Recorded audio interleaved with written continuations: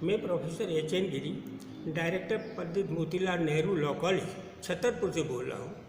आज मुझे interpretation of statute के एक सामान्य सिद्धांत को डिस्कस करना है। ये सामान्य सिद्धांत है एक्स विसेरिबस एक्टस, जिसका मतलब है स्टैट्यूट को पूरा का पूरा पढ़ा जाना चाहिए किसी अर्थ को, किसी उपबंध के अर्थ को जानने के लिए। क्योंकि बहुत सी बार ये देखा गया है कि कुछ शब्द आगे पीछे आ जाते हैं जिनसे उसका उपबंध का अर्थ लेना होता है। ऐसी स्थिति में स्टैट्यूट को पूरा पढ़ा जाए। Popatlal versus state of Madras के केस में सुप्रीम कोर्ट ने कहा कि जो उद्देश्य स्टैट्यूट के उद्देश्य का है और जो प्रियम्बल है उसमें स्टैट्यूट के लक्ष्य को या विधायिका के आशय को स्पष्ट कर दिया जाता है, फिर भी स्टैट्यूट को पूरे का पूरा पढ़ा जाना चाहिए। एक case Ram Narayan versus state of you का केस है, जिसमें राम नारायण के ने इलेक्शन के लिए एक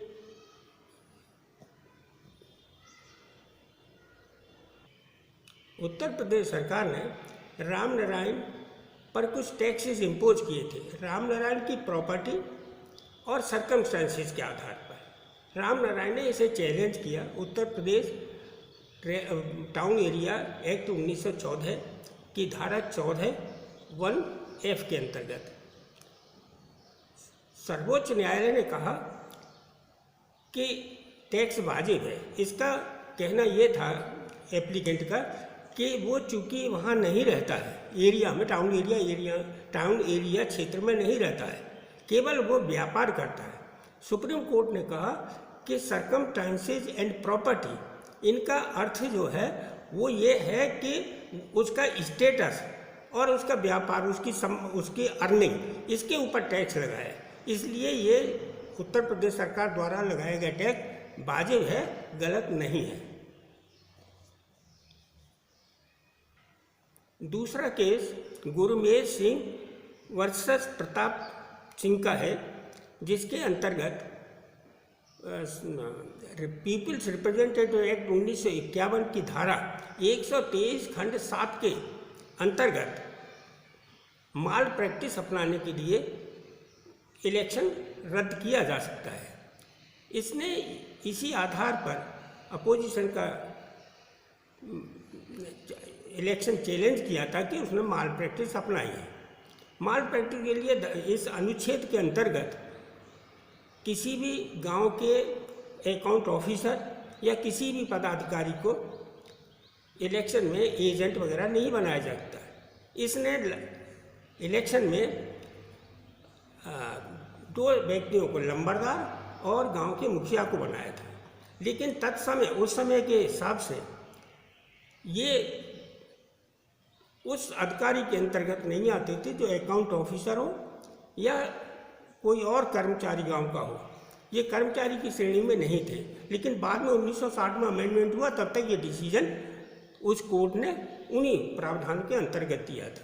इसलिए उन्होंने कहा गांव का हेडमैन और गांव का लंबरदार जो है इस कैटेगरी में नहीं, अपराधी उस ऑफिसर की कैटेगरी में नहीं आते हैं। अतः उन्होंने कहा कि स्टैट्यूट को पूरे का पूरा पढ़ा जाना चाहिए, उसका वास्तविक उपबंध का अर्थ तभी निकलता है।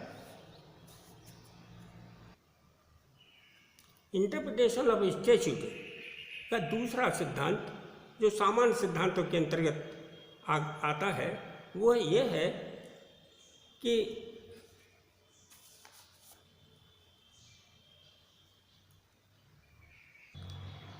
उटरस मैजिक वेलिएट क्वाम पेरिएट।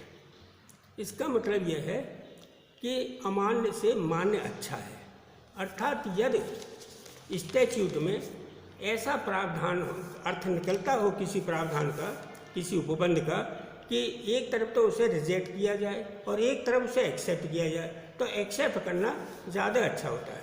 या कहें एक प्रावधान अड़चन डालता हो और दूसरा प्रावधान सुगमता पैदा करता हो, तो सुगमता पैदा करने वाले प्रावधान को अपनाना चाहिए। एक केस आया था, बहुत इम्पोर्टेंट केस है, जो Avtar Singh versus state of Punjab.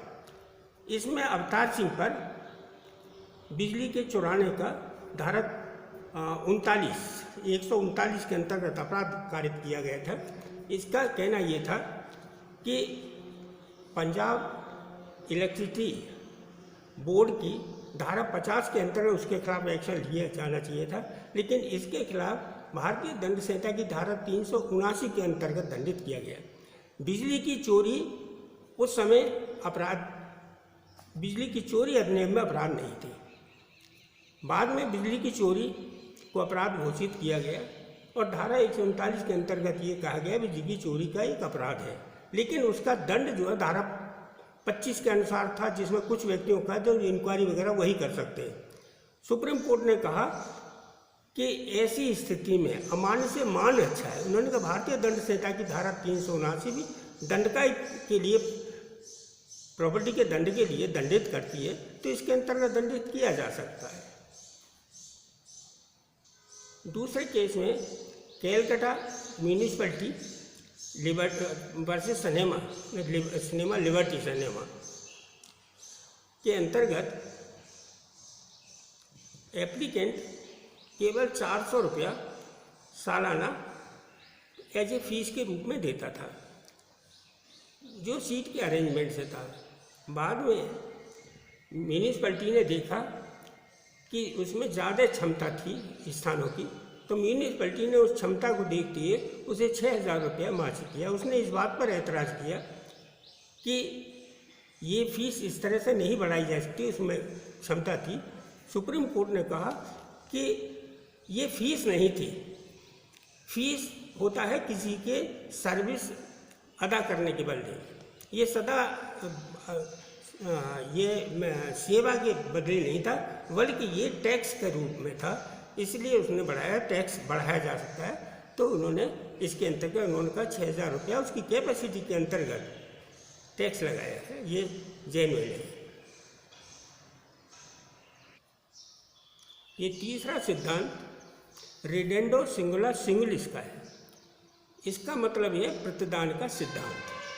प्रतिदान के सिद्धांत से तात्पर्य ये है, यदि वाक्य में 2 खंड हों और पहले में 2 कार्य हों और दूसरे में 2 प्रयोजन हों, तो कौन सा कार्य किस प्रयोजन के साथ अटैच किया जाएगा, यही रिडेंडो सिंगुला सिंगुलिस का सिद्धांत कहता है।